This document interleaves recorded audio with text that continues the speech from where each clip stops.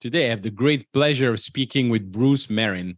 50 years ago, Bruce started Celebrity Speakers Bureau, and the stories you're going to hear today will include Johnny Carson, Michael Landon, Muhammad Ali, and so many others, including Elvis Presley. Enjoy the conversation with Bruce Merrin. Hello and welcome to a new episode of the Business of Meeting podcast. And today I'm speaking with a legend that has been working with legend. Bruce Merrin created the Celebrity Speakers Bureau 50 years ago. He had so many stories. I can wait to hear those stories and to share that with you. But first of all, Bruce, thank you so much for taking the time to speak with me today. It's an honor and it's a privilege, and I'm always happy to talk about anecdotes. You can imagine 50 years, lots of great stories to share over the 5 decades. Yes. Absolutely. So why don't you tell us how it started? When did everything started? Sure. First of all, I will tell you, it's all thanks to my mom, my beloved mom. But the way that it started, and it's a great, great story. My very first celebrity client was Michael Landon. And when I met Michael, was at a lunch when he told me about a brand new show that he was doing called Little House on the Prairie. So it started with Michael, and I was so excited to hear about Little House. So right after our lunch, I took him over to the Johnny Carson show, the Tonight Show, and Johnny loved him so much. Michael Landon was one of Johnny's favorite guest. So Michael did his usual wonderful appearance. So after the show, Johnny comes backstage to our dressing room with Michael, and Johnny Carson says, "Guys, how would you like to come to my home for dinner in Malibu? I'd like to invite you to dinner." Now imagine, Eric, this is 50 years ago. So I'm a young kid with a brand new company. Johnny knew me because I was booking people on the show all the time, but I had never been invited to his home. So anyway, Eric, I drove Michael over to the Malibu home right on the beach. I mean, a luxurious, beautiful home. And Johnny Carson is serving dinner to us, and he opens up a bottle of Cabernet Sauvignon, which happens to be my favorite wine, and he toasts us. And he says, "Bruce, I've got an idea for you." And again, this is 50 years ago. He says, "Bruce, I think you should start a Celebrity Speakers Bureau." And I said, "Johnny, well, it's a good idea, but I have a PR firm. I don't have a bureau." And so Johnny looks me right in the face and smiles. He says, "Bruce, I'm going to make it easy. I will be your very first client." Wow. And then Michael Landon toasts me with a Cabernet Sauvignon. He says, "Hey, I'm going to be your second client." And the next day, Ed McMahon calls me up. He says, "Hey, I hear you're starting a new celebrity bureau. I'd like to be your client." So again, this is 50 years ago. Amazing. That's how it all started. And it was thanks to Johnny Carson and Michael Landon. So I'm really the luckiest guy in the world. That's phenomenal. You know, I'm originally from Belgium, and I was watching La Petite Maison dans la Prairie, the Little House in the Prairie. So I know exactly who you're talking about. So amazing. Oh, yes. And when I met Michael, of course, I told Michael, Bonanza was my favorite show. I love Bonanza on NBC. I never missed it. And by the way, it was the very first color TV show on NBC. So when I met Michael, I said, "Michael, you always had me at hello on Bonanza, and I love Little Joe and all the cast." So that's when he started telling me about Little House. And one thing that I think you'll enjoy, and also your audience, everybody knows Michael is a great actor, and he is. But like on Little House, Michael wrote many of the scripts. He wrote many of the scripts, and he also directed many of the episodes on Little House. So Michael goes way beyond being an amazing actor. So I loved working with him, and thanks to him, he introduced me, Eric, to his eldest daughter, Cheryl Landon, and for over 40 years, we've been booking Cheryl for speaking engagements. So I owe so much of my life to Michael Landon. He's just a wonderful person. That's amazing. And you're talking about Bonanza being the first in color.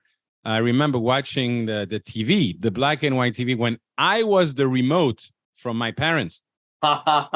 Go and change the channel. It's a great memory. And as you remember, Bonanza was such a wonderful show with Haas and Lauren Green and all of them. They were so entertaining, and they always had wonderful episodes on Bonanza. So I was honest with Michael when I met him. I told him sincerely, Bonanza was my favorite show. And then, of course, after Little House, which was great, then he went on to do Highway to Heaven, which was a show all about angels. So I cannot tell you enough superlative words about Michael Landon. He was wonderful to work with. He always was smiling. The women loved him. He was so handsome. I always enjoyed when I would take him to the dressing rooms at the TV shows and to kind of tease the women. He'd always get the makeup done without a shirt on, you know? So the women makeup artists, they got a kick.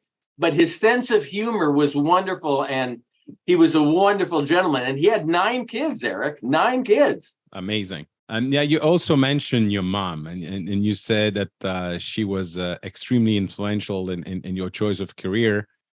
So obviously, starting with Michael Landon and Johnny Carson, wow, who can do that? But before that, you started working with your mom, and she introduced you to the world of PR and speakers. She did, and I have a story that I think you would enjoy about Elvis Presley, and this is totally thanks to my mom. First of all, you'll enjoy this. I'm a senior in high school, and I was taking journalism classes because my mom and dad graduated the University of Missouri, the journalism school. So they had encouraged me, hey, I think it would be good to take journalism. So when I was the sports editor of my high school newspaper, my mom said, you know what? I think we ought to send your application to UCLA early. And by the way, Bruce, I think you would love the film school at UCLA. So that was my mom's idea. So fast forward, I went to UCLA, I graduated, and then my brilliant mom says, you know what? I bet you would do great at MGM Studios, which back then, Eric, that was the #1 movie studio in the world. So thanks to my mom, I got a job at MGM Studios, and I was working in the Thalberg building, which is the most famous building at MGM. So here, thanks to my mom, I get this amazing job. And the very first week, the president there at MGM comes into my office. He says, Bruce, how would you like to have lunch with Elvis Presley? I said to him, I said, wow, yes. I mean, Elvis was my favorite recording star in the 50s when I lived in Vegas. So anyway, I went to the commissary. I met Elvis Presley. There was a movie called Elvis on Tour, and I wound up handling the publicity with Elvis. And when I met Elvis in the commissary with his big, big smile, I said, Elvis, we're really going to get along because you and I were both mama's boys. So Elvis was great. And again, this was thanks to my mom. So now, in addressing your question, a year later, I'm at MGM and my mom calls me up. She was a pioneer in public relations. She was one of 2 women that had a Hollywood-based entertainment PR firm. And my mom called me at MGM, Eric, and she said, Bruce, I know you're happy at MGM, but I love you so much. Would you consider coming to work with me at my PR firm at General Service Movie Studios? So my mom always meant the world to me. So I did leave MGM and I joined my mom. And for 3 years, my mom taught me the PR business. So that's why I was saying I owe so much to my mom. And she was just a genius to me. And one anecdote, you like anecdotes, I think you'll really get a kick out of this. Because I was a UCLA film grad, I loved the classic films. And we studied a lot of the classic films at UCLA. So the first week I walked into my mom's office and I see Joan Crawford, the Oscar-winning Academy Award winner, seated at my mom's desk. I did not know that Joan Crawford was my mom's client. It was my first week. So I walked into my mom's office and Joan Crawford gets up and she gives me, Eric, this big, big bear hug. And she says, Bruce, your mom is the best PR client that I've ever worked with. So that was my entry into PR. So yeah, I owe everything to my mom. During those 3 years, Eric, my mom taught me everything about PR. And something that I think you would enjoy, my mom on her own, as a woman way back then, she got the account of Simon & Schuster, the biggest publisher in the world. And my mom got it. So every month, Eric, for the 3 years I worked with Mom, we would handle the PR for the number one author from Simon and Schuster every single month. And Mom taught me how to handle an author and how to get them on national TV and get them publicity. So Wow. literally, I owe everything to her. So that's very kind of you to bring my mom up. That's phenomenal. So you say you also work with Elvis Presley. How was he in private when you were just, a small group talking and not on stage? Yes, he really, Eric, was one of the most special people that I've ever met. First of all, he was very humble. He didn't act like, oh, I'm a big superstar. He was very humble. He treated everybody just kindly and gently on the movies, because I did work with him on many of the films that he made. He was so generous. The whole staff on the set of the movies, when the movie was done, he would give them the most expensive, beautiful gifts. And this is not just the director and producer. This would be the grips and the sound men.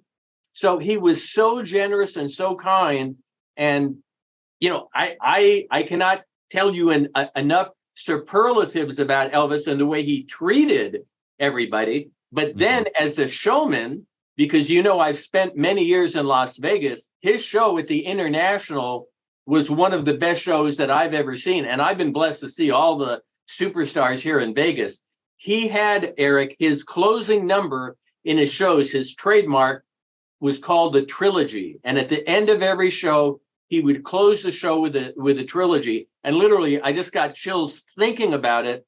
When you're in the showroom and you're hearing him sing the trilogy, it's just one of the most amazing things you'll ever hear in the showroom. So I was so fortunate all those years to work with him. And one thing that I think you would enjoy, Elvis loved horses a lot. He loved horses. So when we were in Las Vegas, I knew there's a big stables with horses right here in Vegas, where I am now, called Twin Lakes Stables. And I knew the owners, and they had these beautiful Palomino horses. So I would take Elvis and we would go horseback riding on the Golden Palominos. But he was so kind. The only sad thing, as you know, and most of your viewers know, is that unfortunately he got so much into taking too many drugs, and that was a shame. That was a shame. Yeah, I'm sure you've seen many artists, being confronted with the difficult situation. What is your best memory of an artist, and if you can talk about it, what is the most worst one? Because the idea that we sometimes have is that they're all divas. They think they're the center of the world, and they're not treating others with respect. Yes. Well, first of all, and to answer that, both Michael Landon and Elvis that we talked about, they were not diva types at all. They were down to earth and smiling and kind and generous. But the two stories that I'll share together in answer to your question, imagine how blessed I was in that very first year, Eric. Muhammad Ali and Jackie Robinson were my very first sports clients, my very first. And again, this is 50 years ago. So when I met Muhammad Ali, this is an interesting story. I actually was born, as they say, Louisville. I was born in Louisville, or say Louisville. So when I met Ali, I said, Ali, this is my first meeting with him. I said, we're going to get along great because you're going to love this. I was born in Louisville. So he had that amazing smile. And so anyway, I worked with Ali a lot. I booked him for many personal appearances. His sense of humor was amazing. I also had amazing talks with him because I was in Vietnam in 1968. And and some of your viewers may know, Ali left boxing for a number of years because he really believed that the war was not a good thing, and he was not, going to get involved with war. So he was not in boxing. And I had many great stories with Ali saying, you know what, I admire you. I was in Vietnam. I saw what was going on. You were right, Ali. You were absolutely right. So that was special. And then with Jackie Robinson, this was so incredible. When we grew up as kids, we lived in Queens, New York, like New York City. Yep. So I went to many of the Brooklyn Dodgers games at Ebbets Field. That was my team. My dad was born in Brooklyn. So I was a Brooklyn Dodgers fan. And who was my favorite player back then? Jackie Robinson, number 42. So when I first met Jackie, I said, Jackie, as a kid, I was at Ebbets Field cheering for you. And you really mean so much to me. And here's an anecdote that I think you'll enjoy because I shared it with Jackie. We all know the terrible trials that he had to go through as a persecuted first Negro black player in the major leagues. He took a lot of ridicule and a lot of heat. So I shared with him when our family was living in Queens, New York, we went on many trips to Hollywood, Florida to visit our grandparents. In fact, they lived in Hollywood, Florida, which is close to you. They lived in Hollywood.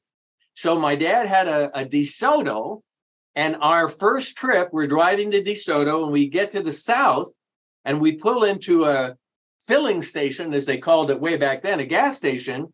And I go into the restroom, and I notice in the restroom, again, this is in the 1950s, one room says white, the other says Negroes. And I went to my mom and dad, and I says, I don't understand. Why do they have to use a separate bathroom? I don't understand, you know? So I told that story to Jackie, and he said, Bruce, that back in the day, that's how it was. We could not use the same restroom. We couldn't go into a lot of the restaurants that the white people went to. So anyway, Jackie was so important to me because we got to have some wonderful exchanges about racism and how ugly it is. Yep. So I was really blessed with Jackie Robinson and Muhammad Ali, and both of them were great when I booked them for speaking engagements. They were great, Eric. Wow, that's amazing. I mean, you're giving all the names that even from Belgium I heard about it. That's amazing. Now, did you ever fire a client? There was one, and I can tell you now because the history is out. But going way back when I started my bureau, I was booking all of the astronauts, all the famous astronauts. It started with the Right Seven. There was the book and the movie about the Right Seven, the original 7 astronauts. And I booked all of the astronauts. Wally Schirra was one of my favorite astronauts, who also was a commentator on CBS many, many years. But here's the story.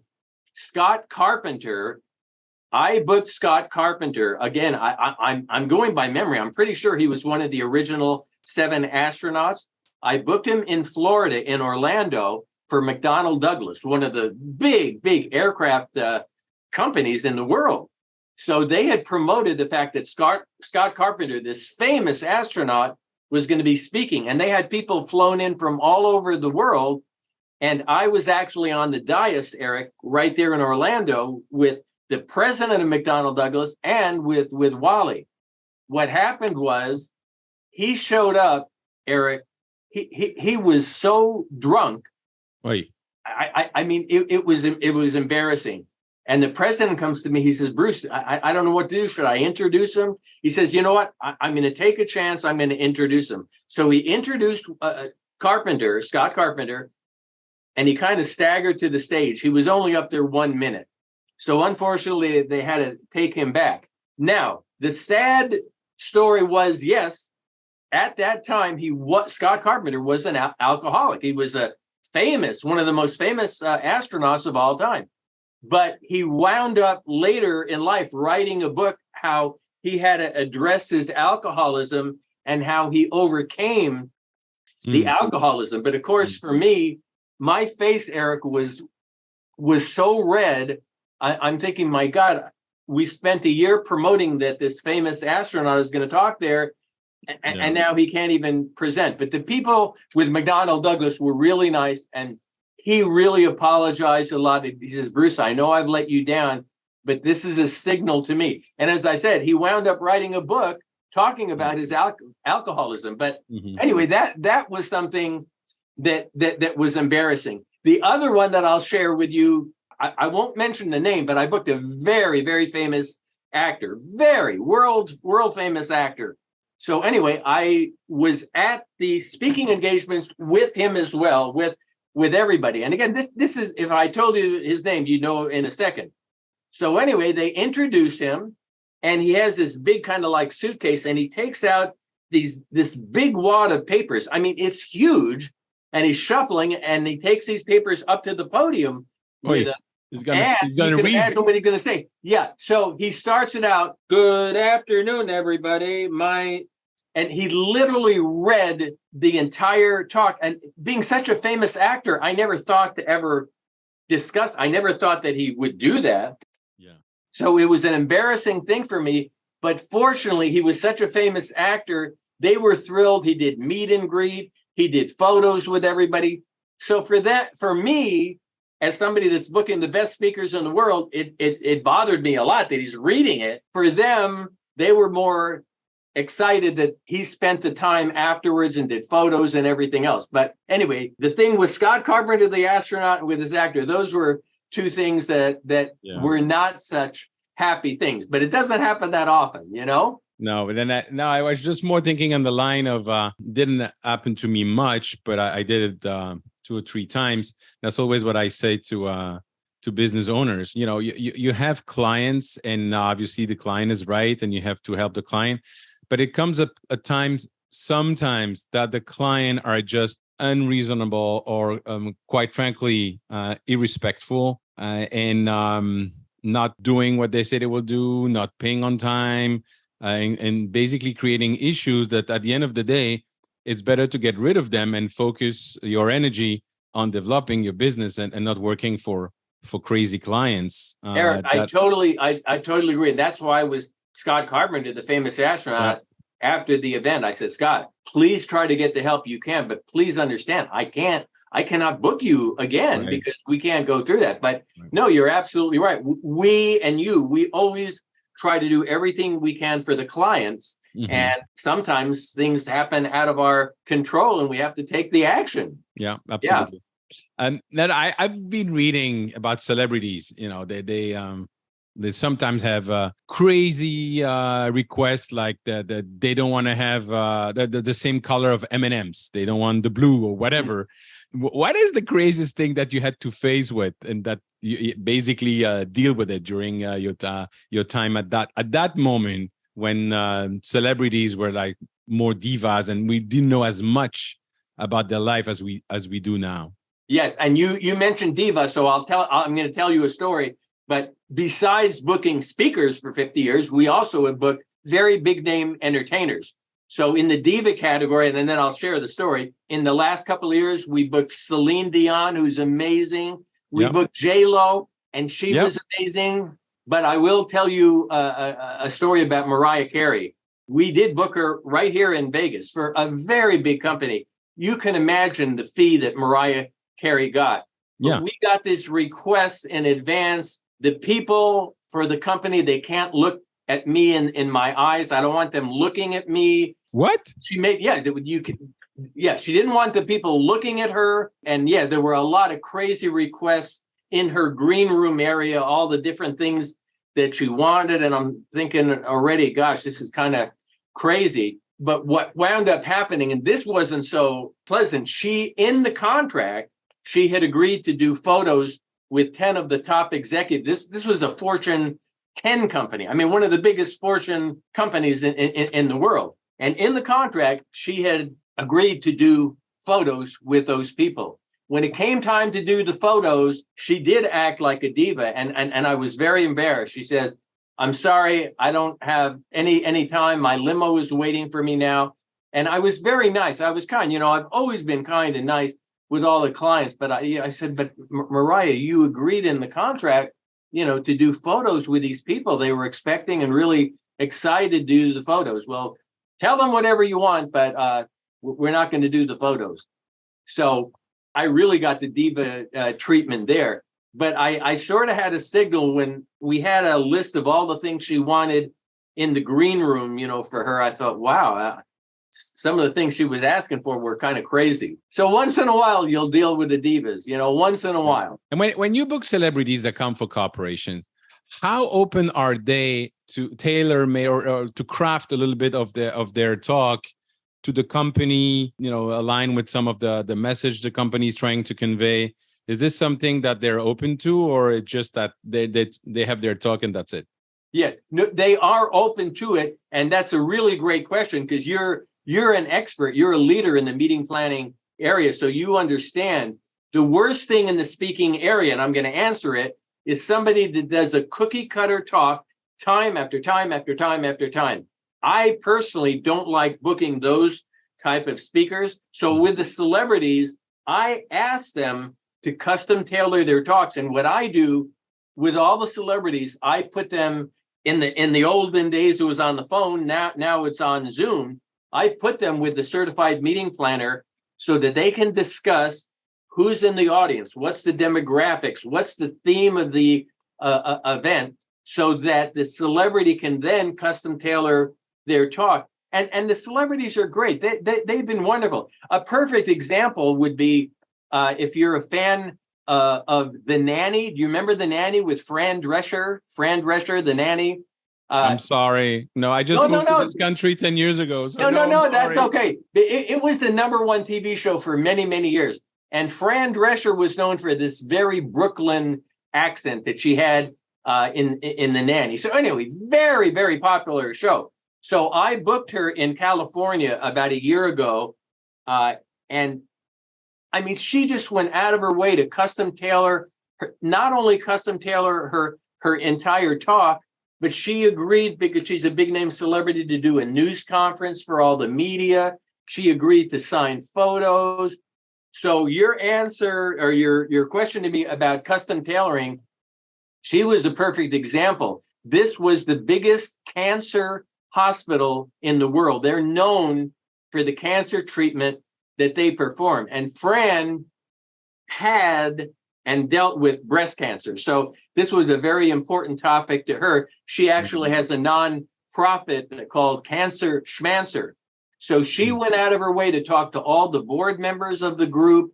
And when she gave her talk, I mean, it was so heartwarming to me because she tailored it to the entire group. There were about 5,000 people there, and she got a standing ovation. But she would be an example, like all the celebrities that, you know, when I book them, it's so important to me that they do custom tailor.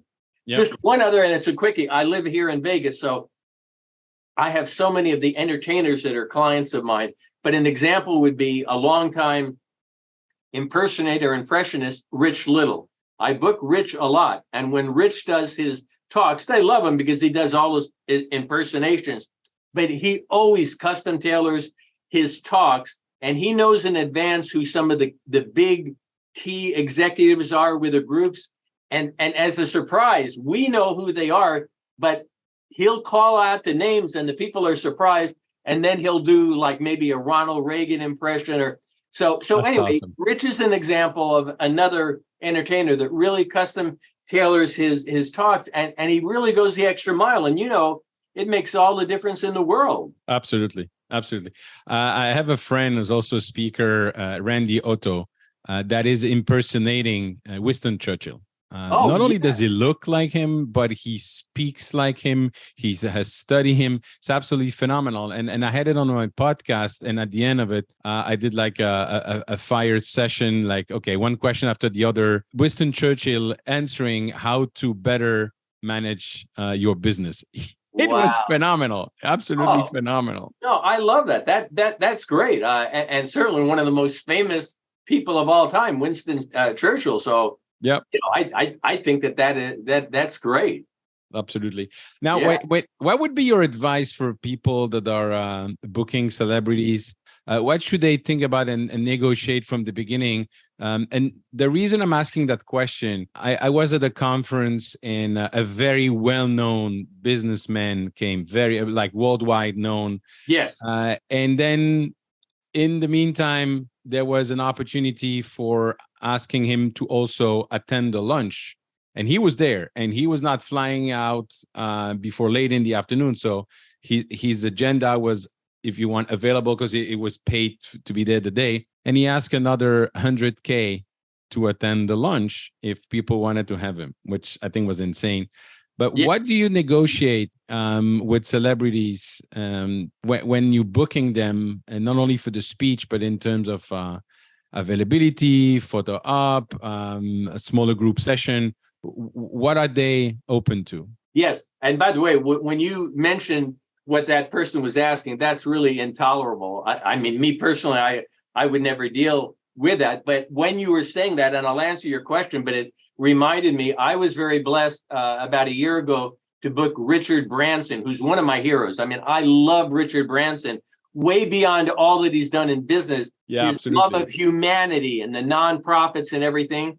But and I'll answer your question. But when I booked Richard Branson here at the Aria, he went out of his way to stay way over the time that he was required, and he met with people and he talked and he sat down. So anyway, to answer your question, when we're booking, let's say, well-known celebrities, we're very clear. As you know, there's a fee for the keynote, and we understand that there's a fee for the keynote. Now, usually with the celebrities, they don't ask for a workshop or a training session.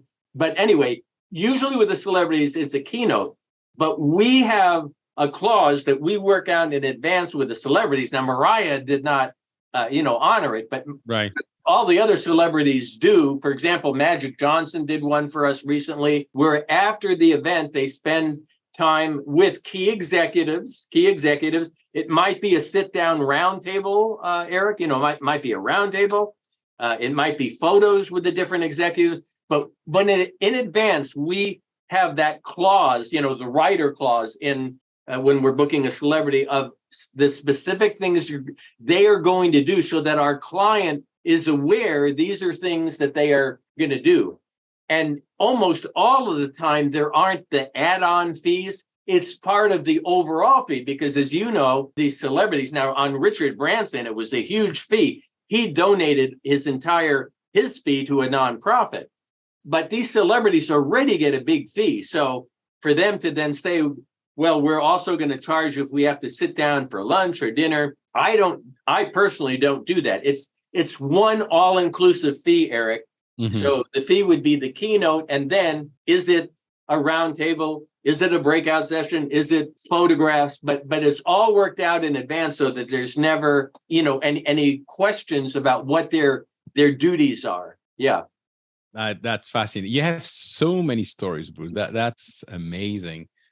Is there one celebrity today that you're not in touch with and you're thinking, I would love to book that person? Yes. And I would say now she's actually here in Vegas, and I want to see her show, but I'm a big fan of Adele. I don't know if you like Adele. Yes, music. I love her. I love Adele. I remember one of the first times I heard one of her songs on the radio here in Vegas, I had tears. I mean, she's amazing. So I have not met Adele. I have not seen her, but she would be one that I would love to, because I'm a big fan and I love her music and I love the way that, that she connects. So definitely Adele would be one celebrity I would put up immediately. That was the one that I did think of. The other and younger, but I also am a fan, would be Taylor Swift. Yep. I think she's amazing. I mean, she's selling out stadiums, and I have not met her, but I love her connection with audiences, and I do love her music. So those are two at the top of the list that I would say right off of the bat. But fortunately for me, and I know you would appreciate this, because I've done this for 50 years, if I get a request from a certified meeting planner and they want to book XYZ, whoever that celebrity might be, I have enough connections that with one or two calls, I can then get to the right, to the right person.